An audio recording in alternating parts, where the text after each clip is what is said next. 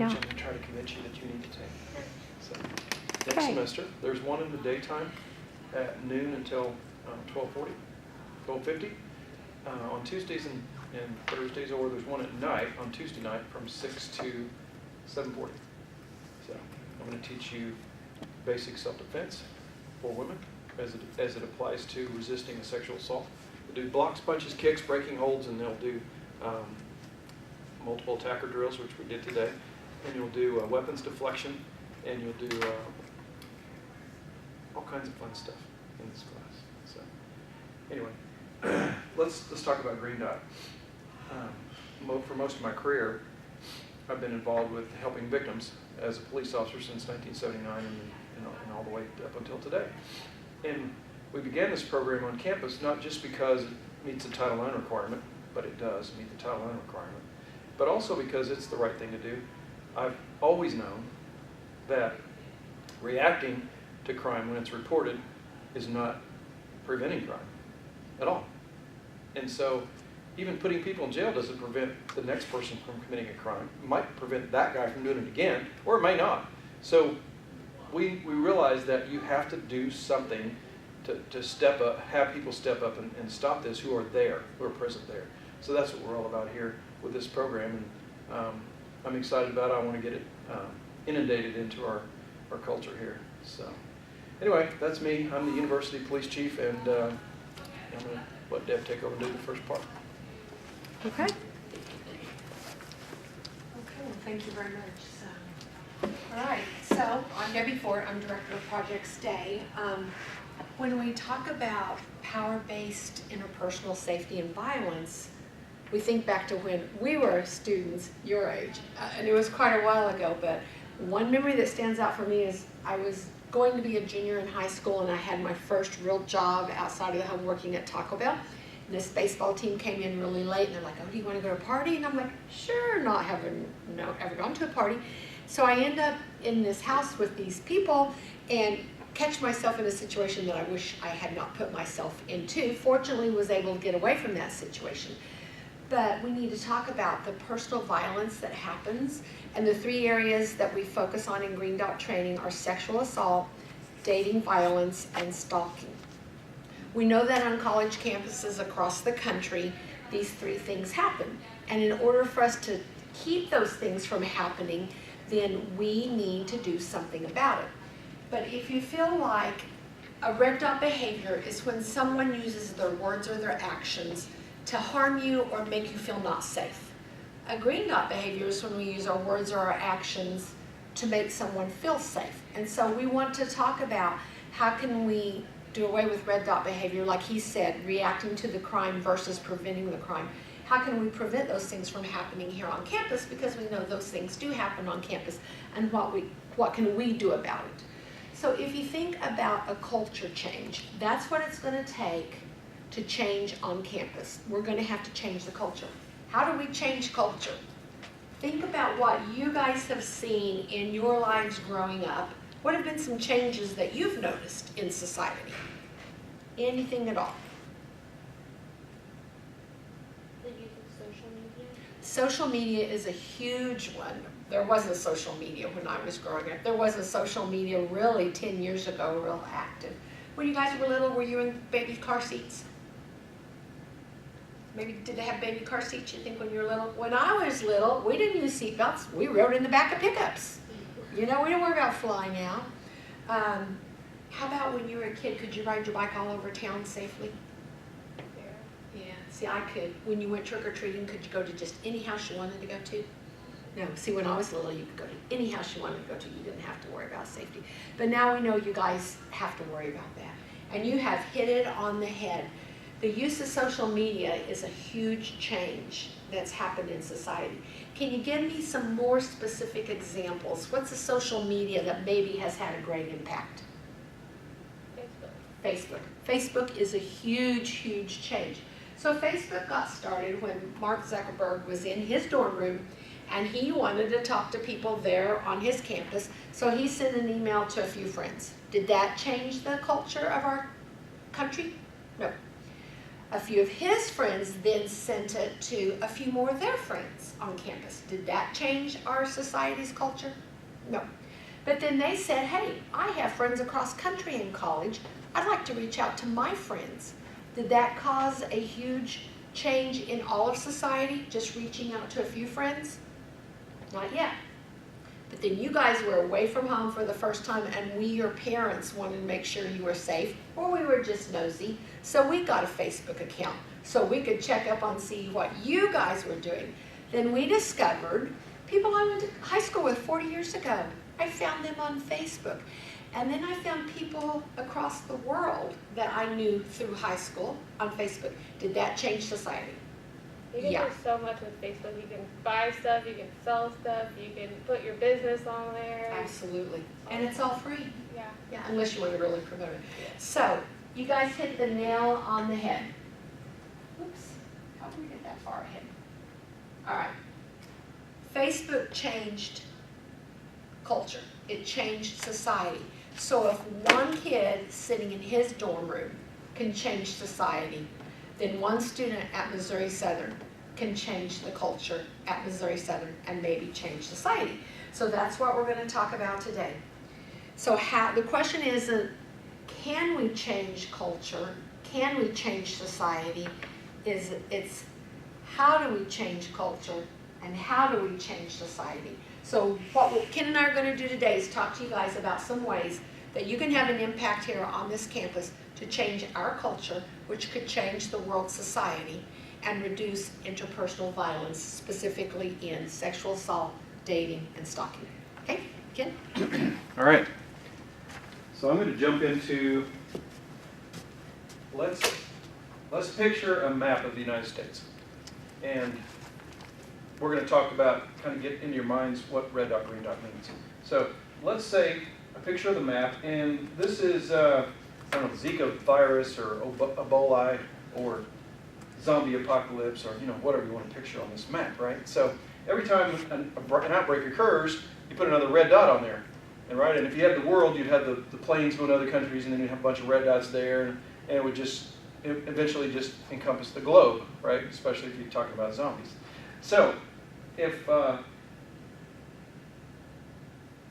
let's just say that every time a single case happens, you put a red dot on the map to represent that. Okay? So now let's bring it down a little bit closer to home. Let's say a map of our campus. Okay? And every time someone used their words or actions to perpetrate power-based personal violence against someone, male or female, usually female, on campus, which this is just totally random, none of this didn't really happen, but because that is actually our campus. But let's say every time somebody had one of those situations happen to them, whether they reported it to us or not, we put a red dot on the map, right? And so it would start being populated with red dots, okay? So, and you probably know someone who has had power-based personal violence perpetrated against them. Maybe somebody that's a close friend or a family member, but most people have. In fact, they say 1 in 5 college girls will have been abused in some way, whether it's dating violence or something like that, by the time they graduate from college. So this is a real thing that really hits home with people. It really does. This is stuff that's happening. We know that 95% of all of this stuff doesn't get reported to us at all. So we just get a peripheral of what's really the deep-rooted problem that's happening across our country and college campuses today.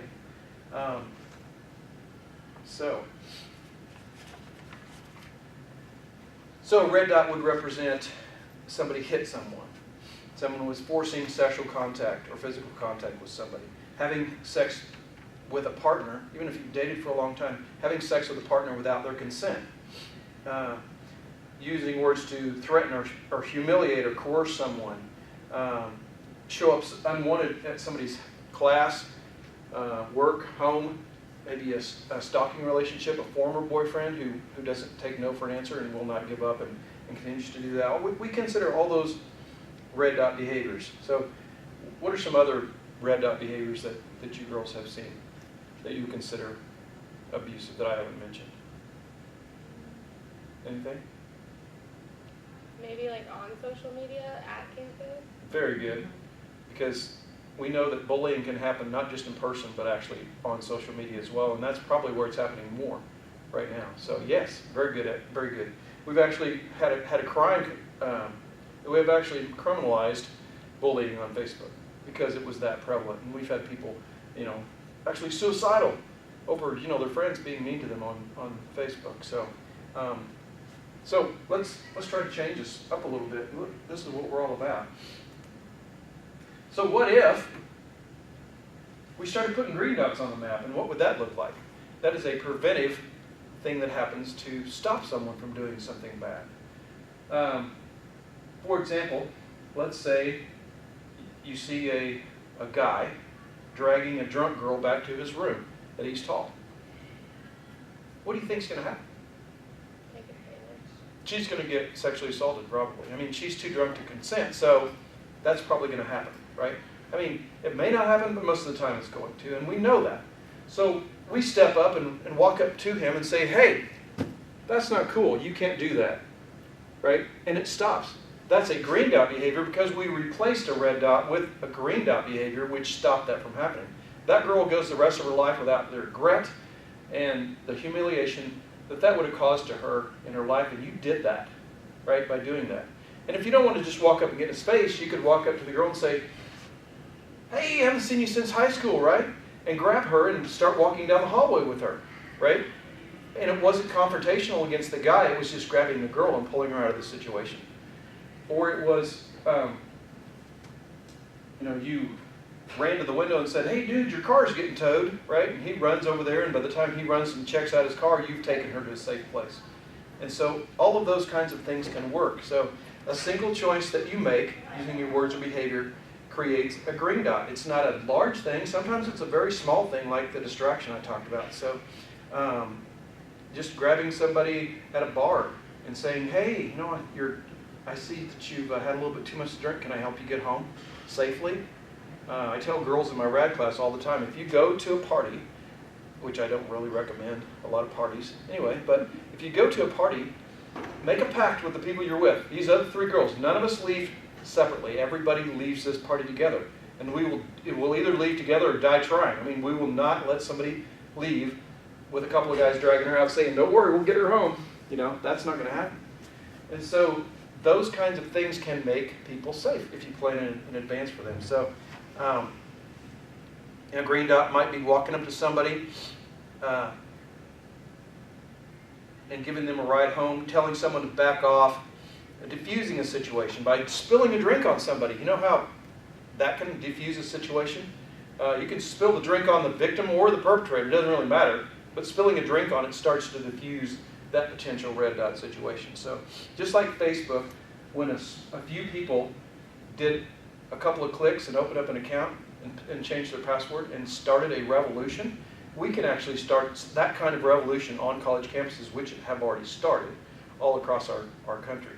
And people are now stepping up, doing green dot behaviors, and then telling everyone about those green dot behaviors, because that just perpetrates what's going on and makes it socially acceptable. So I'm not asking for people to change their major to women's studies or launch a personal campaign, but you can all do something. And that's what we're going to talk about in a minute with the 3Ds. You can all do something that would diffuse or stop a potential red dot situation from happening. So, So me. Let me talk about barriers for a minute. Oh, I get to do that. You do? All right. You do. That's the end of my part. That's the end of my part. I'm Okay. just so anxious. I want to do it all. It is. He gets going and it starts. It's hard for me to stop. It's close to his heart. So like he said, we're not asking anyone to do a major thing, just like the one action that Zuckerberg didn't launch the major thing. But it was lots of people doing one email that made it be a culture change. So how do we change the culture here at Missouri Southern? Well, we do that by putting more green dots on the map or red dots on our map. But it's really easy for us to stand up here and say, but we all know we have barriers in our lives. Some of us might be really comfortable saying to that guy, knock it off, leave her alone. And some of us might be scared that then he's going to take it out on me, so I don't want to say anything. So we're going to talk about what are the barriers that keep us from getting involved. So there are personal barriers, like you might be worried for your own personal safety. There are social barriers. If you're at a party with your fraternity or sorority and everybody is doing something and you see the head person maybe taking that person down the hallway, then you have a relationship barrier like, am I going to get kicked out of this group if I do something? Or if you're just with a friend, a group of friends, and we all know sometimes in groups we do things we wouldn't have the courage to do on our own. And so maybe we're worried about, will my friends no longer accept me if I do this? So this section that we're going to talk about now are the barriers. What are some other barriers you guys could think of? What would maybe stop you from doing what you know is the right thing? Or do you know if it's the right thing? What if that guy's your close friend? What if that guy is your close friend?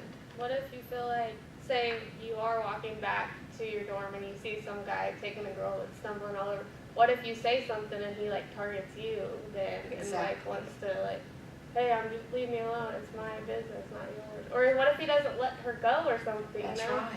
What if he doesn't? Those are all really good questions. And a recent example, it's been about 3 months ago now, my daughter was at Taco Bell and this guy was just beating this lady up. You know, and her thought is, if I intervene, is he going to take the beating up out on me then? You know, if I intervene, what's going to happen? And I'll tell you how that story ended up. But that's what we're going to talk about, are the barriers that might cause us from intervening. So we're going to talk about 3 different things that you can do. Maybe all 3 won't feel comfortable for you. Maybe only one of those is something you feel like you can do. But out of the 3, you'll probably find at least one that you feel comfortable doing. So the first one is direct. We're going to give you 3 Ds, and the first D is direct. So direct is doing something yourself. For example, the guy is taking the girl back, and you do walk up and you say, not cool, knock it off. Or you've got a girlfriend and she's been your girlfriend forever, but she starts dating this new guy, and suddenly you don't see her anymore. And when you do see her, her eyes are kind of down and she doesn't really talk. And suddenly you start noticing bruises that you haven't seen before.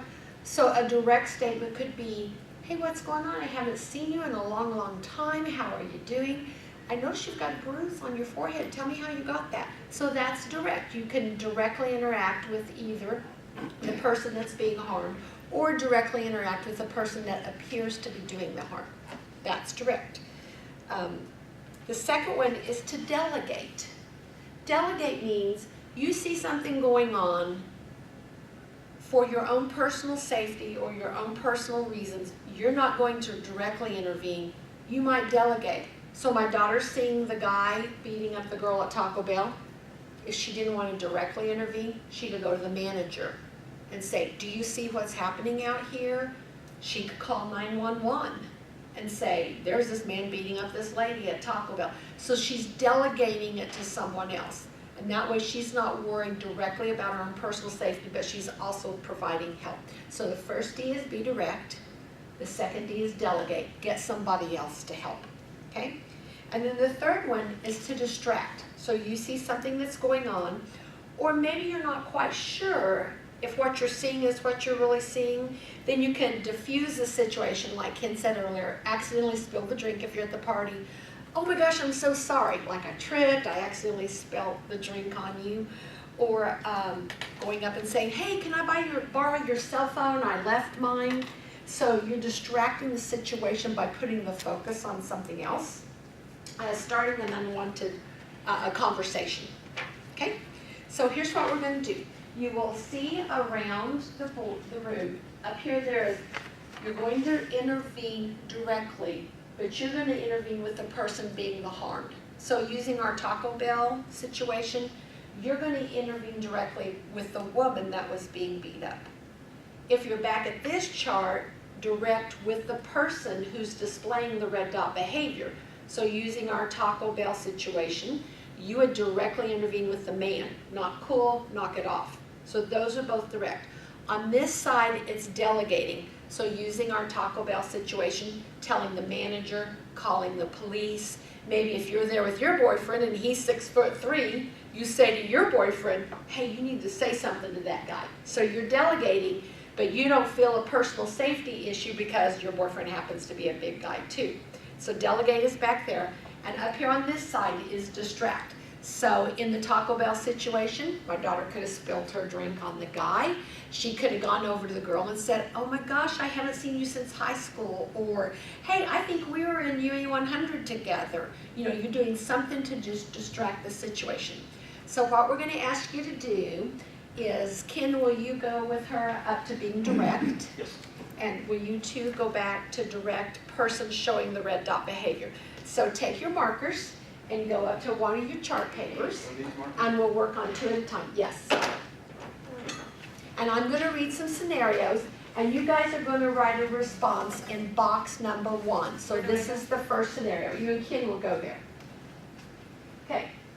So here's the first scenario. While walking back to the room from studying late with a friend, you notice someone looks really drunk, and he or she is being carried or assisted into the quad by 3 other students. Okay, so you see a drunk person being assisted or carried by 3 other people. We're not saying male or female. How are you going to intervene? So you guys are going to be direct with the drunk person. You guys are going to make a direct response to the 3 students that are helping and or carrying the drunk person. So in your box number 1, just jot down a few things that you guys could do. Things you could say or do to be direct.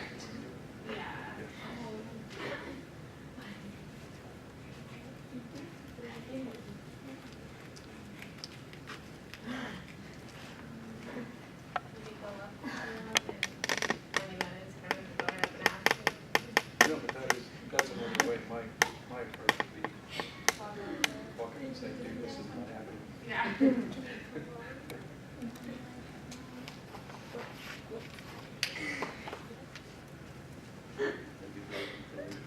That's my personality style.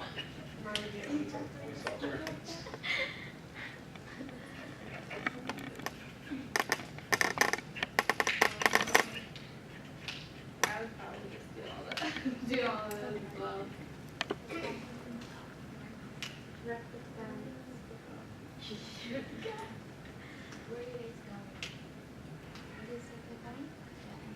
Okay, we're going to begin up at the front.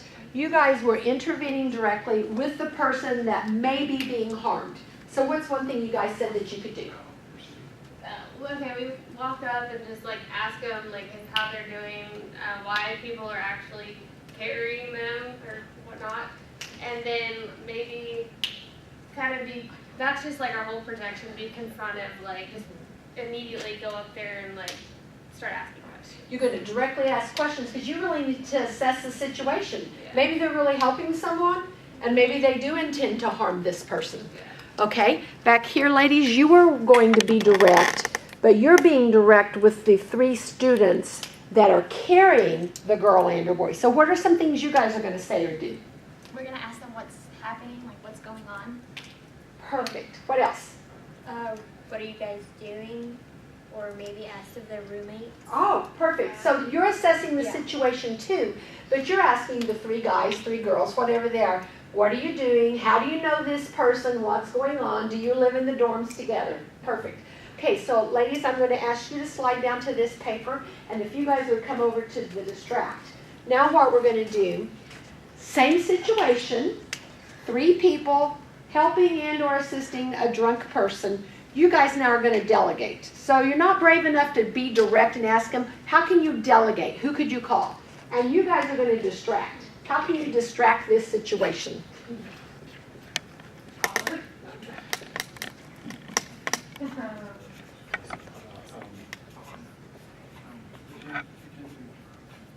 Okay.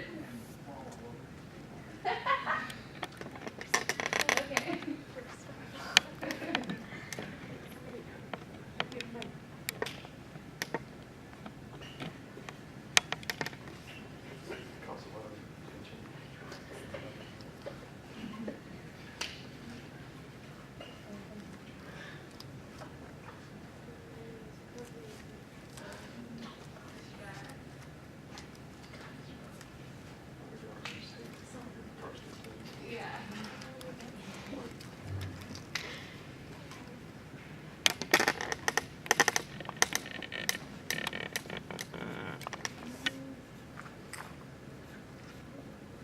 Okay, so ladies, we're going to start with you on this. So we're now going to delegate. We're not directly responding to this person. We're delegating it to someone else. So what'd you come up with? We could go and tell an RA, Good. and or just anybody else that's around that can Okay. help you. You could call the MOSO police, or maybe just somebody that you trust. Perfect. Tell your RA, call MOSO police, tell any other person around, call somebody that you trust. Okay, and then up at the front, you guys were going to distract the situation. So what'd you come up with how to distract this situation? Like holler, maybe wave your arms, try to get their attention. He said, pretend to be drunk and cause a lot of attention. Ah. You could say like your car's being towed.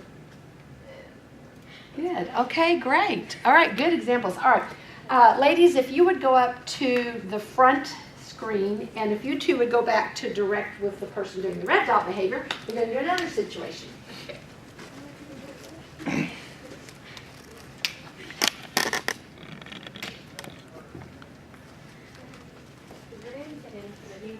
My first name is Kennedy.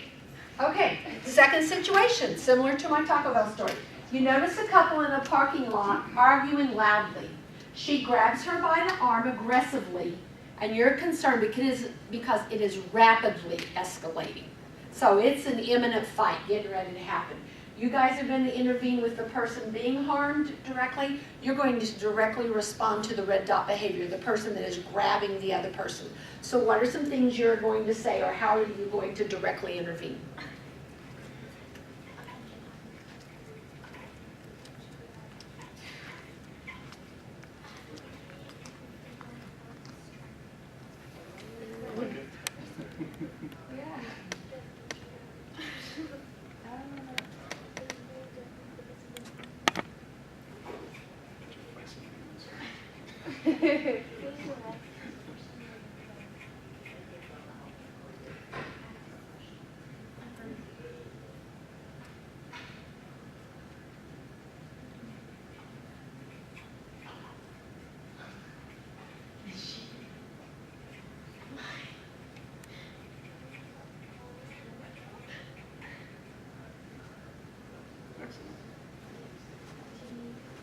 Okay, we'll start back here. I heard the word excellent. So what did you guys write? How are you going to directly intervene with the person showing the red dot behavior? Just mainly go up to him. We said say hey, that's not cool. What are you doing this for? What's going on? Do I need to call the cops? Give them that heads up. Good. Okay. And ladies, you're directly intervening with the person whose arm is being grabbed. So what are you going to say to that person who's being grabbed? We're pretty much going to ask the person that's being hurt questions, like, is he or she hurting you? Or if they need help. Do you need help? Very good. We're not going to move to delegate and distract, but what else could you add to previously on delegating? You were going to tell MOSO or RA, but now you're not on campus. You're out at a restaurant. So who else could we delegate that to? Call the city police? Bouncers at the bar. The what? If there's a security person Yeah. there, they'll get the mall or a bar. You can get Yeah, if you're at the bar, tell the bouncer. Go get someone to help. Right. And then the last issue, distract. So a person is grabbing another person is aggressively. How can we distract that situation? They're in a parking lot. You can honk your horn. Honk your horn. Flash your lights. Yeah, good. Don't flash your lights. Okay, you're not good. in a big city. Okay, here's the third scenario. You hear from a first-year student that a popular subgroup has been known to subject recruits or members to unwanted physical and sexual contact as part of an initiation or a hazing.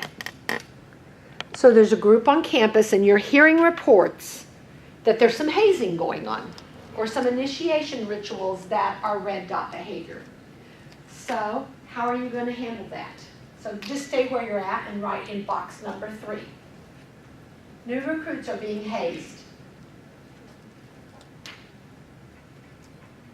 So you guys will be talking to the students that are being hazed.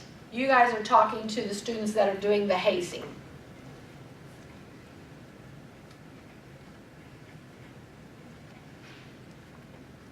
Isn't it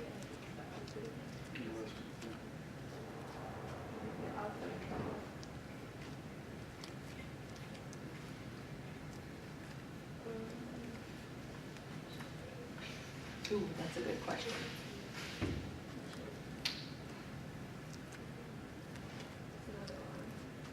We're gonna have nobody's there to make sure that doesn't happen.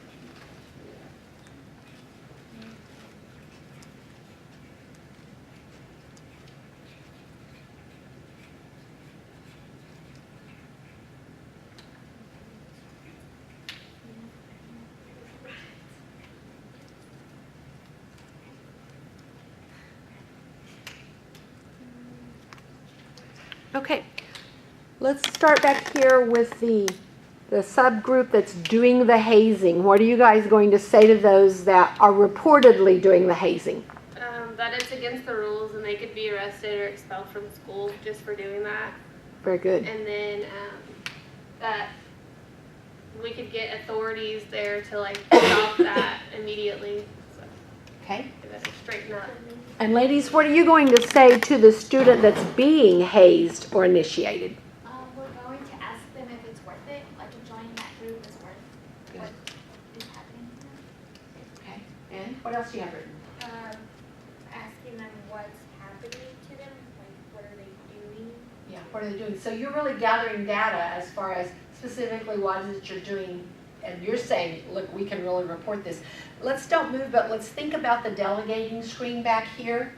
We've got some more people you could delegate this to, you could report it to, besides just MOSA. What else could we do in this type of a situation where it's maybe a nationally recognized group? Well, their student group sponsor, obviously. Okay, they've got a sponsor here on campus that you could go to. Fraternity. Going on up the food chain, None of what that- could you do? None of that's even allowed at any college, is it? No. Hazing or anything? No, there are specific laws now to address hazing. Right. So it could be actually a legal issue. Yeah. You can take it to like the court. It could go to the courts. If it's a national group, like an honor society that's nationally organized, or a fraternity or a sorority that's nationally organized, you could actually take it on up to the top of that organization. So, okay, scenario 4, last one. You notice an ex-boyfriend or ex-girlfriend keeps showing up outside the residence building of your resident, and she is getting increasingly upset. So an ex-boyfriend or an ex-girlfriend keeps showing up outside the dorm, outside the classroom. Basically, they're stalking an ex-boyfriend or an ex-girlfriend. Ladies, you are responding to the person being stalked. You guys are responding to the person who is doing the stalking. What are you going to say to them? How are you going to directly intervene? Creepy's not cute.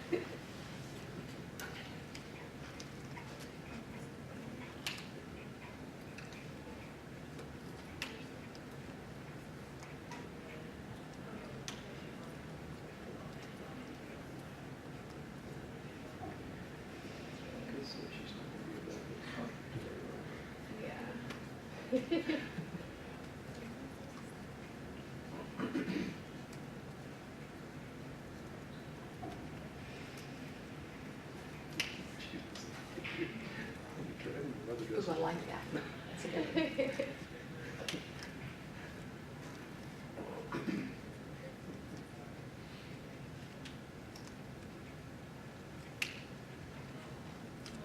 Okay, I see some good responses. My knees pop.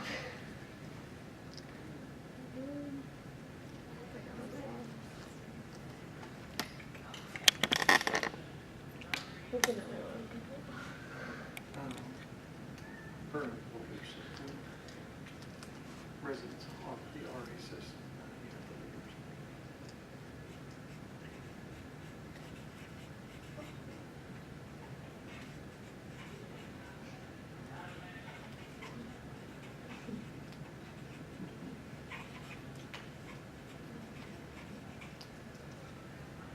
Okay. Wow, you guys really had a great responses. So let's start back here. One person is stalking another, and you guys are directly intervening with the stalker. What are some things you guys came up with? Okay, so creepy is not cute. So cut it out. Creepy is not cute. That's what I would say. Okay. Like she doesn't like you anymore. Can't you get the picture? And we don't want you to keep showing up because it's getting annoying to us now. Like it's starting to get annoying. Okay. We'll call the cops if this keeps occurring. Tell the RA will tell you to leave. Okay. And if that's too bad, we'll get a restraining order. Okay, so I like how you were direct with the person, but then you went ahead and expanded your scope to delegate. Specifically, you could tell the RA. Yeah. Could call the police because it is actually illegal to stalk someone. Okay, ladies up here, you are talking to the girl or boy that's being stalked. What are you going to say? We can ask her or him if they want us to tell the person to leave, to stop bothering them. Okay. Or maybe telling them to go to your door instead. Okay. They're not being stopped. Or just give them ideas of maybe putting a restraining order on that person. Okay, so you're going to ask them what's going on, how you can help. You provided an alternative solution, come to my dorm instead, and then told them their legal rights. Go ahead and get a restraining order. Would you both give some thought to now about distracting in this situation? What could you do that would be distracting behaviors? You see someone stalking, hanging outside the classroom. How could you distract that behavior? So just talk to each other about what could we say or do that would be a distracting behavior.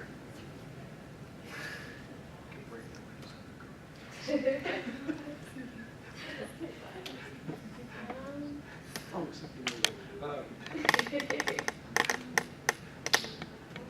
I feel like distracting them might not really work if they're someone the person.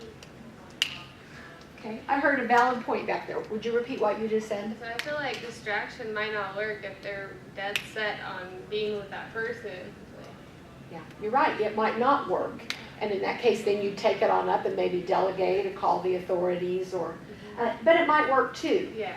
Some people that are stalking, they might not think nobody even notices, and then when you call them out on it, maybe that would be enough to get them to leave. Yeah. Girls, what did you come up with? How could you